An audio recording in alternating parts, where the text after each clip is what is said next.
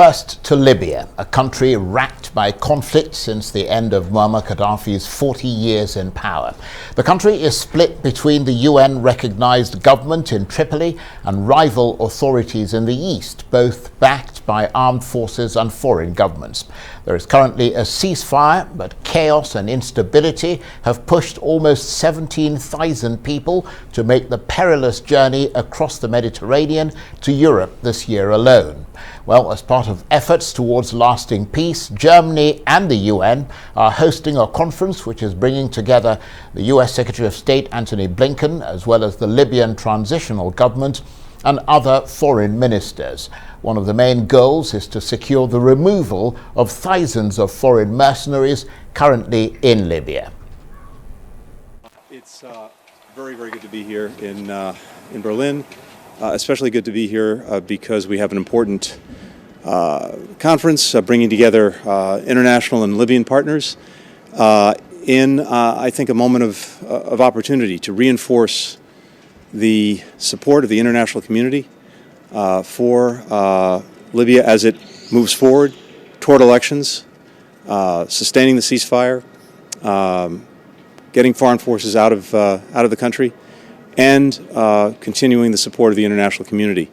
So we want to take advantage of this moment of opportunity with great thanks to Germany for bringing everyone together, for the work that it's done continuously to try to help Libya move toward a better and stronger and independent future. So a lot of good work to be done today. Great thanks to our hosts here in Germany for making this possible. Thank you.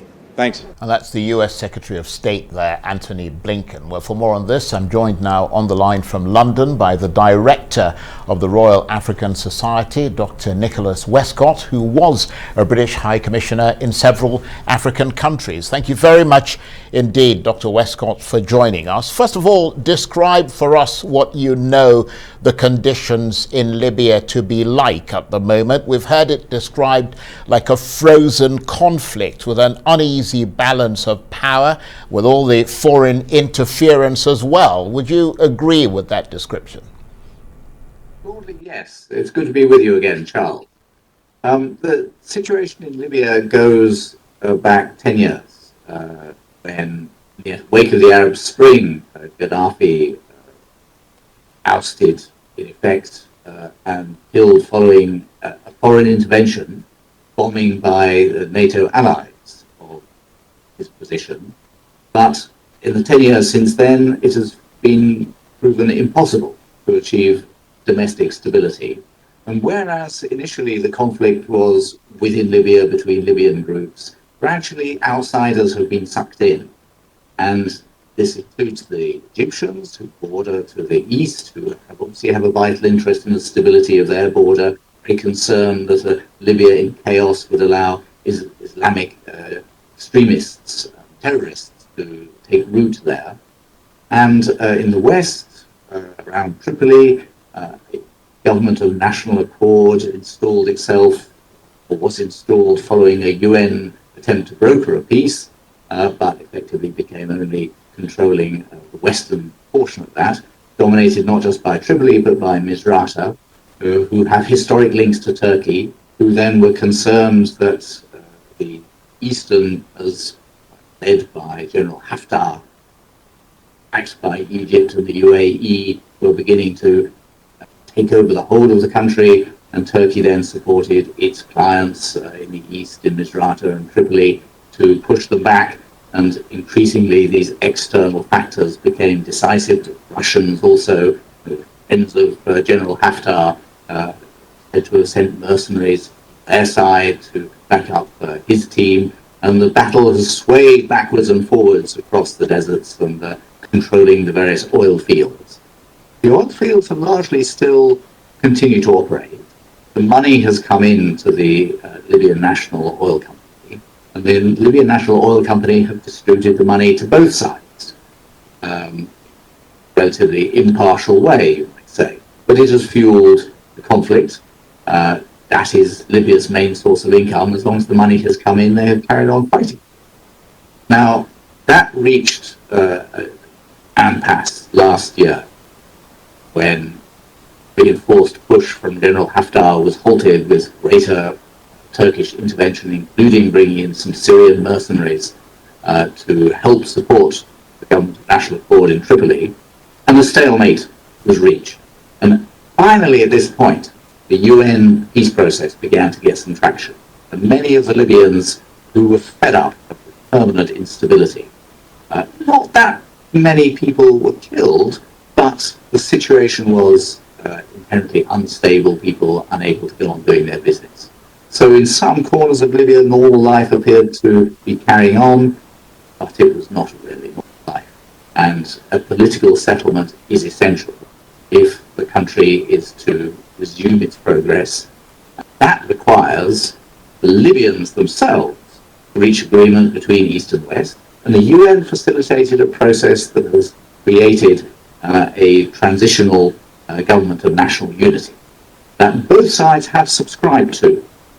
But at the moment, the foreign forces remain in Libya as sort of guarantors of peace, guarantors, if you like, of the balance of power between the two sides. But peace cannot be achieved while they stay there, but they have to stay there until political settlement has been entrenched. Well, I mean, that's the real challenge there, and I think you've hit the nail right on the head, and thank you for that comprehensive sort of setting out of the situation there. There have, of course, been some improvements, but as you said, still a lot of spoilers. I mean, both on the external and internal level, some of them working to prevent the December elections from happening, which is why this conference is taking place to try to smooth out the kinks, as it were. What's your assessment of the conference and its potential? I think the conference is the latest in a series. It began with the UN negotiations in Geneva that produced the government of national unity. In Berlin 1 year ago, it began to get together the international forces. The French held a conference in around the turn of the year with the Russians and the Turks, the two main rival backers of the rival factions. And this Berlin conference is the next step forward. What is most interesting, the US are now centrally engaged. We just saw Anthony Blinken arrive. This shows the US are behind achieving a settlement. And this is quite important. They are backing up the UN process, something that didn't happen in Trump's time. And that, with both the European powers concerned and Russia and Turkey all in the room, you've got the people who can, and the Egyptians as well. Egyptians have vital interests. The Turkish have interests as well. They want to keep an alliance with Western Libya. But it needs to be achieved, a process of progressive de-escalation of the foreign intervention. And that needs to be done in a way that both sides will trust the other isn't going to seize some advantage when their side has withdrawn. So it needs quite a calculated withdrawal. But the conflict remains frozen as opposed to a defrosted, stable situation as long as those foreign troops remain. So that is the big challenge for Berlin. I'm an optimist. I think, A, the Libyans are fed up with this conflict. B, the Libyans don't really want to be run with other soldiers knocking around, but they want to be assured that their own interests, east, west, central, the southerners as well, are going to be protected in the new settlement before those foreign forces withdraw. It's an extraordinary, I mean, I'm tempted to use the term royal mess, but then given the fact that you're from the Royal African Society, I'm not sure that would be entirely appropriate. But I understand, though, that these countries appear to be against the idea of elections, and as you said, rather prefer the status quo as it stands now, because obviously it grants them a lot of influence on the ground. But let's talk about the current transitional government representing many different factions. Is it in a position to say to those foreign powers, leave us alone, we wish to be an independent entity again? Yes, that's entirely reasonable. That's where most countries are. But it does require a national consensus that the Libyans feel safer by themselves than they do with some foreign forces backing them up.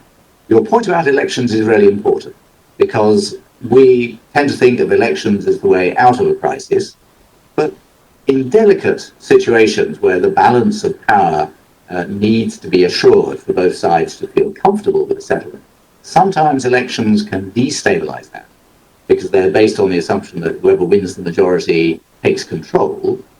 But you might have a situation where neither side trusts each other enough to hand over to control to a majority controlled by somebody else. Therefore, you need a political system that guarantees a balance, that all factions are going to have a seat at the table. And that's one reason why, if the elections are delayed a bit, nobody will shed many tears. And it might actually be the best thing for Libya if it preserves stability and gets the foreign troops out.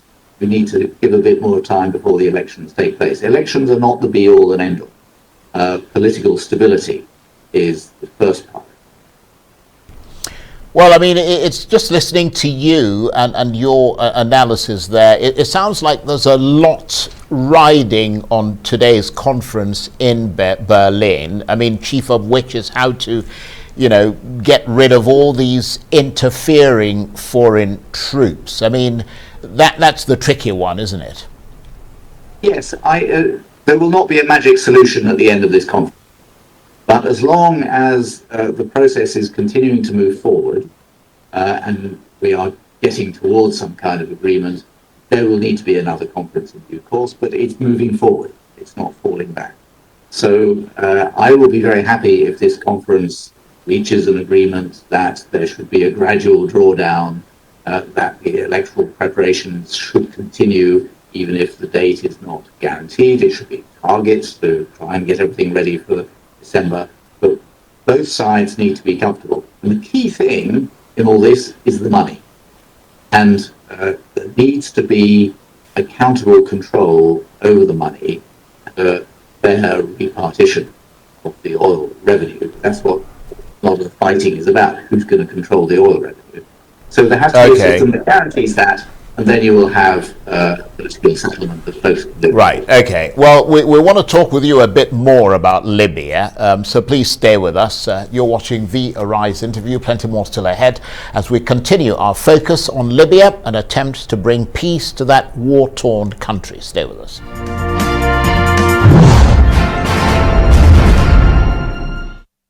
Welcome back to the Arise interview. I'm Charles Anaigolu. Now let's return to Libya. There's a major international conference on the country hosted by Germany and the United Nations. Foreign ministers, including the US Secretary of State Antony Blinken and members of Libya's transitional government, are among the important players attending. But what can we expect from this? The situation on the ground is an uneasy stalemate of power, lots of foreign troops and mercenaries still involved. There was a formal ceasefire in October and then a UN-led formation of an interim government.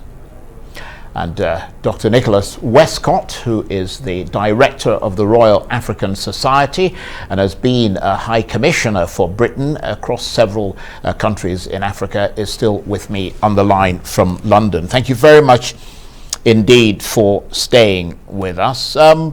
So the hope must be then, Dr. Westcott, that at the very least this conference will try to ensure that an election can be achieved in December when the people can directly elect a new authority. Will that authority potentially have a better chance of getting rid of foreign forces in Libya? It will. I think at the moment it's been very hard to have a single authority speaking for the whole of Libya. General Haftar spoke for the areas that he physically controlled with the Libyan National Army. The Government of National Accord in the old days used to speak for Tripoli and Misrata and the surrounding areas there. Some bits of the country changed sides from time to time. Libya is made up of about a dozen different groups, tribes, they're called regions, and getting a consensus amongst them has always been difficult. It's something that General Gaddafi achieved through brute force and bribery. And since his departure, there's no system to ensure the balance between these groups. That's the key, having a structure where everybody feels they're included and they're getting a fair share of the country's resources and will therefore accept the authority of that government. That government can then deal with external countries and say come in or go out as they wish. So achieving a sovereign government inside Libya is crucial. In the meantime, the problem is each of those different Libyan factions is using their foreign friends to strengthen their internal position.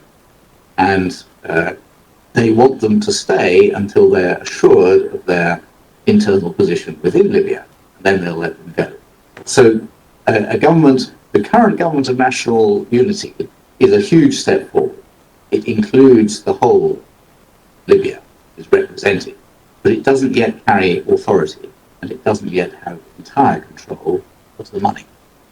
So elections could help achieve that and provide an accountable government that everybody agrees is going to represent them. If you rush too fast, one of the groups in Libya will feel they've been left out. Then the instability will continue. It's a difficult trick. The UN have been doing a fantastic job encouraging them to get together. Only the Libyans can find the solution.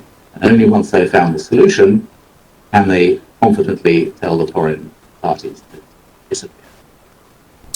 Well, absolutely. And talking, I mean, we've been talking quite a bit about the sort of the international attendees and the influence of international forces at this conference and inside Libya. Do Libyan voices get much of a hearing at some of these conferences? Without being inside the room, I can't tell you, but they need to be. My experience, I was managing director for the Middle East and North Africa in the European Union for 3 years, dealing with the Libyan case, and we held a number of conferences in that time to try and resolve the Libyan crisis about 2015, 2016, 2017. And the Libyan groups were always included as long as they were willing to sit down at the same table together, which was not always the case, but now they are. They had to have their say, and the outsiders were there to listen. Nevertheless, the outsiders had key influences. As we know, that Egypt, Russia, Turkey all have vital interests that they want to do. So people listen very carefully also what the outside powers say. But ultimately, it will be the Libyan voices that are most important. I mean, at the risk of making you repeat yourself, I mean, I have to say it's absolutely brilliant talking with you and your analysis and knowledge of that region.